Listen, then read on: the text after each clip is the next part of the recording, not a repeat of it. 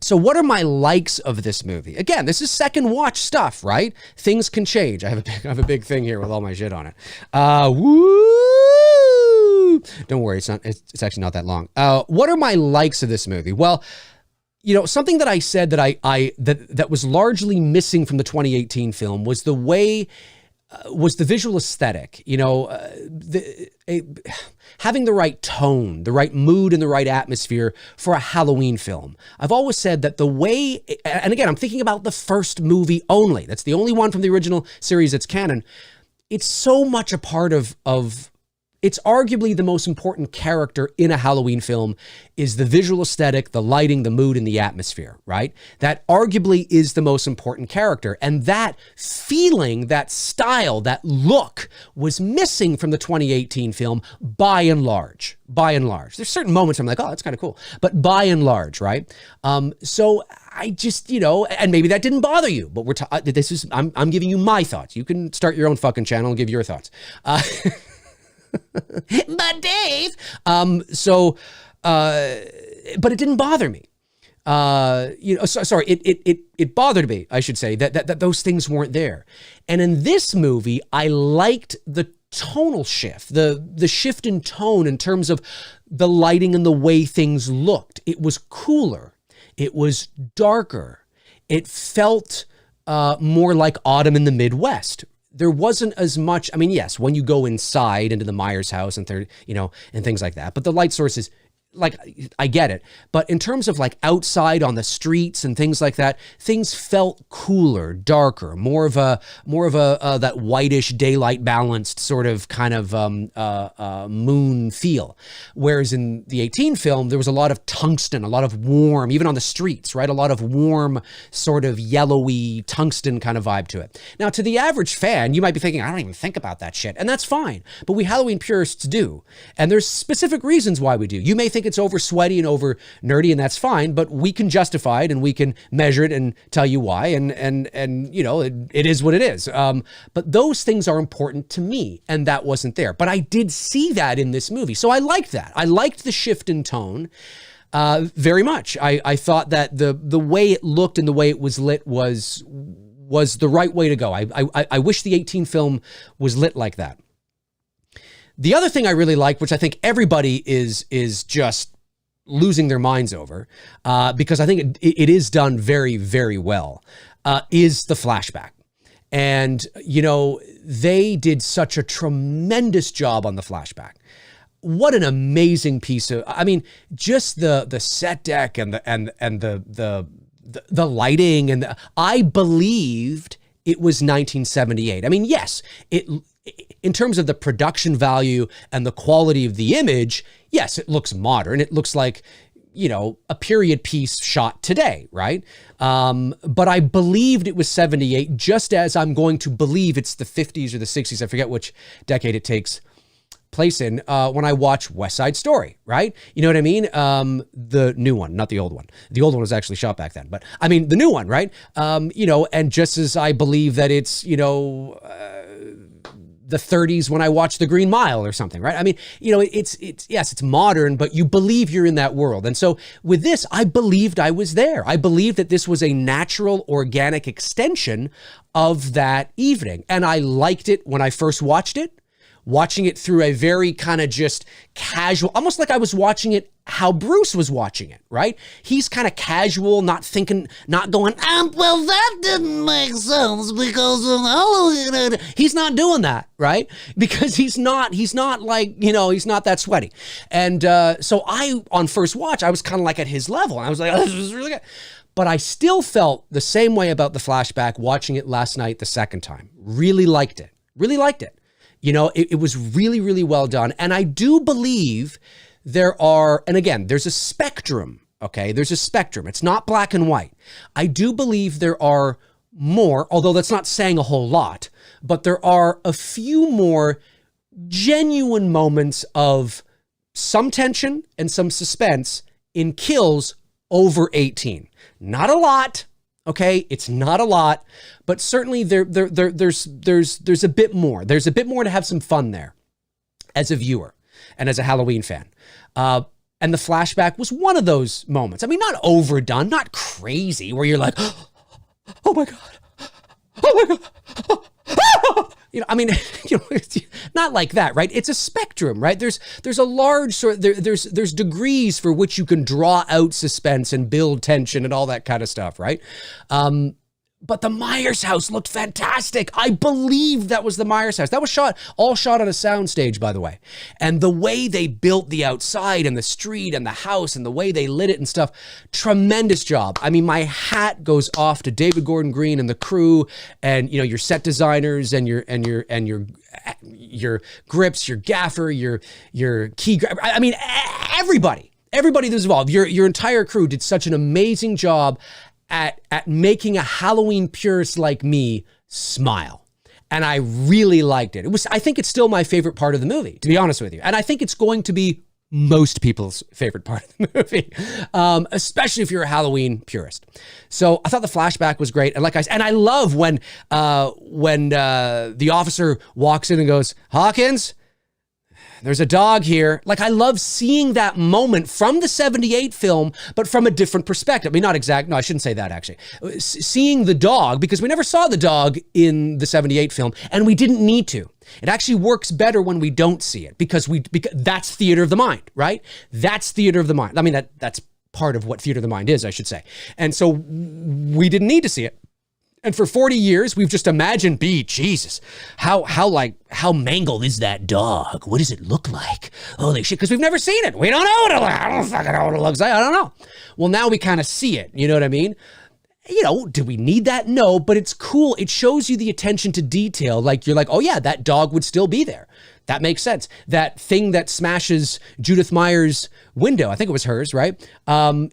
Is there. And as we're seeing the cops approach the house and we're tracking backwards in the room, we see that still there. I like that. I like that shit. That goes to, I mean, they paid real attention to not just reconstructing the Myers house in terms of layout, because that's easy, but in terms of seeing, you know, little details like that would still be there. I mean, what we're seeing in the flashback is only like, what, maybe half an hour later, an hour later. I mean, it's the same night.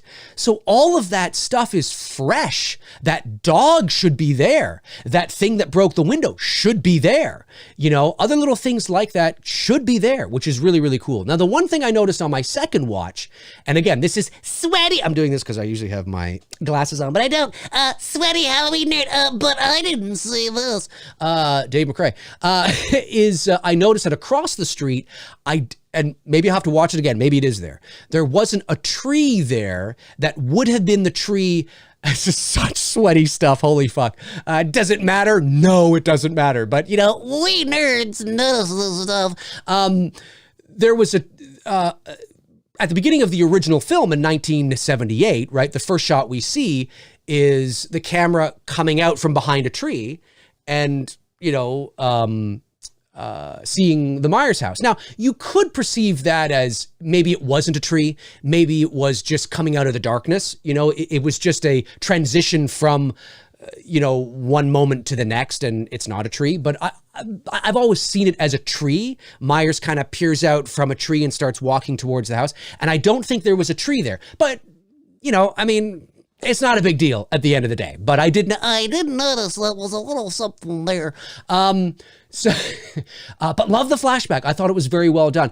And like some people were saying before the movie was released, the flashback serves a purpose. And dancing around in that flashback can be tricky. You know, it was like, oh my God, they're playing in that sandbox. What are we going to do? Because it's just as easy to fuck up as it is to kind of make it not too bad. And they kind of made it not too bad. That's actually not bad. They did a really good job. But it's just as easy to fuck up, and they didn't. So I'm impressed with that. And they extended it. They made the flashback connect to the larger story that's going on with Hawkins. And Hawkins, of course, as we know, from what I've seen, I believe he accidentally shoots his buddy. I think is what's happened there. And then Loomis comes in and says, did he kill again? Take a swig of my Jack Daniels. And I thought I thought they did a great job. It looks like there's some deep fake stuff going on. Not a lot. there's something going on there. Now, the actor who played him, as we know, I don't even know if he's an actor. I think he was just somebody on the crew who they got to kind of stand in as that, who looked like Loomis. But I think there's some digital work going on there. I think there is, for sure. You know what? For the purposes of what they were doing, it's fine. It's fine. And I don't think the flashback overstayed its welcome. Had it gone on, had the flashback, you know, been longer, and I know some people are saying I would have loved to have seen like a whole movie in this universe. That would have been amazing. And I'm like, yeah, like that fanboy in me, the Holy Imperials. Sure. I mean, that kind of like, yeah, I wouldn't mind seeing that. That would be kind of cool. But the longer you stay in that world, the more chances there are to fuck it up. And this flashback almost plays like a 10-minute Halloween fan film with really high production value. I mean, that's really kind of almost what it plays like.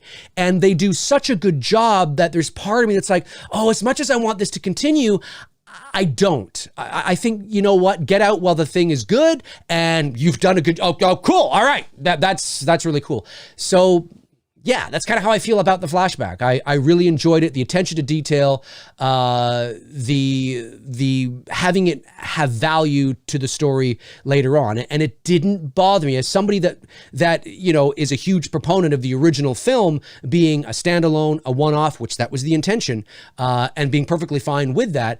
I don't mind what they did. So I thought it was very well done, and that the mood and the atmosphere and all that stuff really looked like 1978. Great work.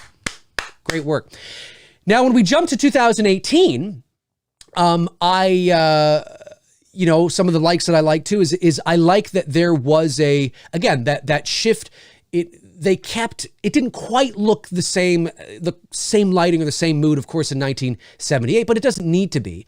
But I like that it still was a different look, a different visual aesthetic, different lighting than 2018. Again, more cooler colors. Not that there weren't some tungsten warm shit there too. There was, but I just mean it was cooler and it felt moodier. The streets felt moodier. And I like that. That's shit that I look for, right? And I still felt that way on second watch. So I like that. I did. And the kills, the high body count, didn't bother me, but it's because I knew this was what it was going to be. You know, usually these things should bother Halloween purists, right? They should. We're all about, you know, mood and atmosphere and theater of the mind, you know, a little, you know, pompous, fuck you and your little blood, you know, I mean, but you know, we value that. We value that old school type of horror. I mean, that's how we treated It's Me, Billy, right? Of course we had good reason to. I mean, that's really kind of what the original film was too. But anyway, I digress. But I love that style. I always will. I always have. I always will. But I knew that this wasn't going to be that. So I walked in not thinking, I mean, why, like, there shouldn't have been a moment in the theater for me on first watch where I'm like, I didn't need to see that. I didn't need to see that. Why? I have no one to blame but myself. It's called Halloween Kills for 2 years now. We know it's going to be blood, guts, and carnage. The subtitle to Venom could very well be for Halloween Kills. Let there be carnage. You know what I mean? I mean, we know this. So it would be just, I have no one to blame but myself if I'm pissed off about it. So I knew that going in. But with the way that it was hyped and the way that it was like, this is going to be the fucking, like, holy shit, this is like off the chain. You haven't seen anything yet. I saw everything in the trailers. No, you didn't see shit in the trailers. This is like, I'm thinking, I'm expecting like Rambo and Commando joining forces and tearing shit up. I didn't get that. Yes. Is this high body count? Yes. Is there blood, guts, and gore? Yes. Is there carnage? Sure, absolutely. For a Halloween film, absolutely. Yes. It is for sure. But I think I was expecting more. I was expecting a higher body count with how it was hyped up. And I walked out of the theater going, well, that wasn't that bad. For a Halloween film, yes. But for whatever reason, I was expecting like, no, Halloween film or not. This is like what? And I'm like, no, it feels like I just watched a gory Friday the 13th movie. I mean, that's kind of what it felt like in terms of the body count and all that kind of stuff. And that's not throwing shade at the movie. That's actually, maybe that's kind of a compliment. Maybe it's a good thing it wasn't more than what it was. Do you know what I mean? But the kills didn't bother me. I really liked the kill with the couple in the home with the drone. And that was just vicious. And you know, when she was watching, I believe her husband was already dead, but she was like alive, barely, but alive. And she was watching Michael take all these knives and stabbing him in the back and shit. And almost as if he's like testing which ones, you know, enter flesh the best or something, you know, and then he takes one and he just walks out like it's, you know, not a big fucking deal. That, and I love the way that they never racked focus. I don't believe they did. So they were on her, like the camera was over here. She was in focus. We saw her ear and her shoulder, and we kind of see what's going on in the background there, but we don't pull focus to then bring them into focus to see it more clearly. I like that they didn't do that. I like the creative choice that they didn't do that, because it keeps it like almost as if we're seeing it through the eyes of her. Even though it's not a POV shot, we could think that she might have that type of vision because she's in shock. Maybe she has poor vision anyway, you know, whatever, right? Like I like that it's just kind of there. There's this emotional disconnect, and I like, it was cold. It was very cold, and I like that. And again, the lighting and whatnot, I mean, it's darker in terms of the tone and the feel and the look, and yeah, I just liked it better.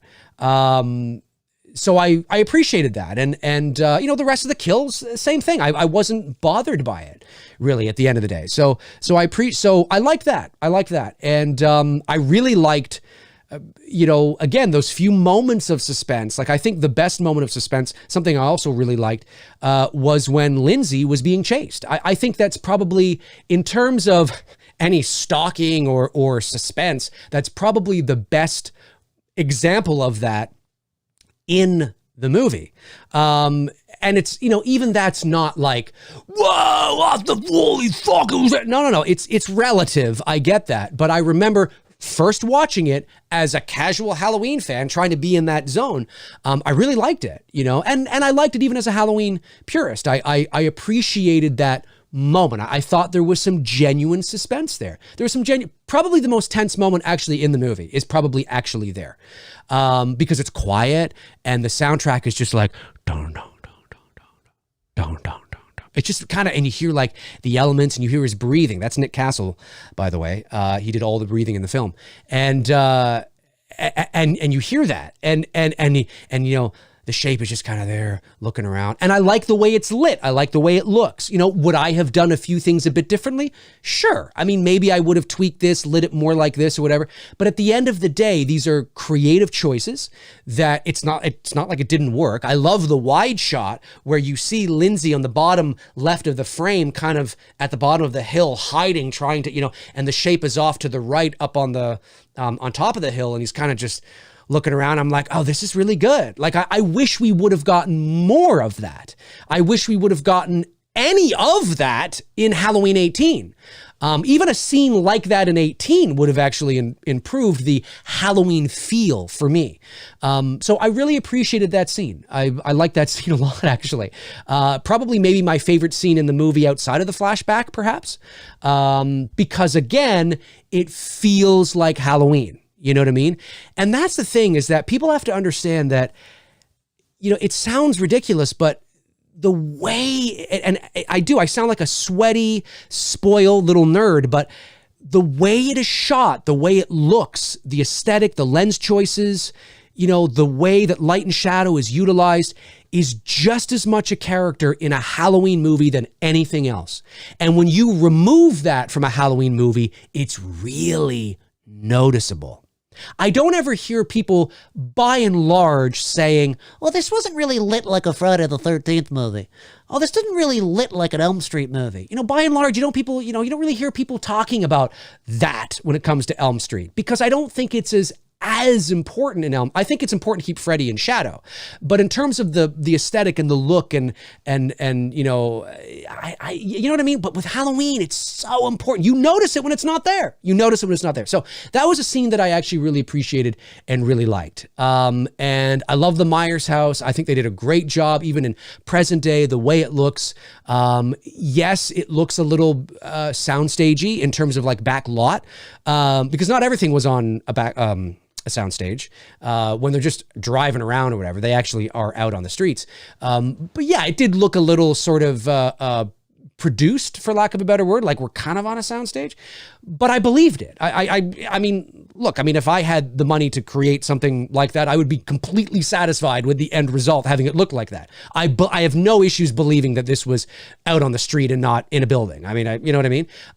It looked great. They lit it really well. I don't know if there was any sort of, maybe some green screen composite. I don't know how many homes or how much of the environment around the home was practical, was actually there, like the neighbors' houses and the houses across the street and all that kind of stuff, or if it's just a matter of camera tricks. You know, they're shooting one way on the street, but when they shoot the other way at the house, it's inside, you know, all that kind of stuff. I'm not sure. Maybe that'll be on the Blu-ray when it's released, but certainly I believed it. And I liked the Myers house a lot. Let's talk about the humor. The humor for me in this movie, it's there, but it landed better for me. For me, I didn't mind it. I mean, there was a few little lines where I'm like, I don't think we necessarily need to do that. But overall, I appreciated the fact that the humor didn't bother me. So I'm not going to say I liked the humor, although you know, when little John walks by the mirror and he's like, oh, you know, I admit I laughed because, you know, it was just kind of cute. Like, it was just it's like, okay, that's kind of funny. I didn't mind it. It wasn't cringy humor. It wasn't, because humor is all about timing, right? Comedy is about timing. And if the timing is not there, even off by a little bit, then it throws the whole thing off, you know? So, I didn't mind that. Yeah, so I think there are some other things. Oh, and the soundtrack. I loved the soundtrack. I think the soundtrack in 18 was more prominent. I think it was more noticeable. The soundtrack in this movie is kind of more in the background.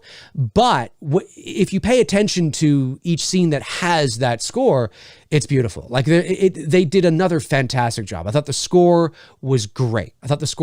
Really, really, really well done. Really, really well done. He just fucking knocks it out of the park each and every time.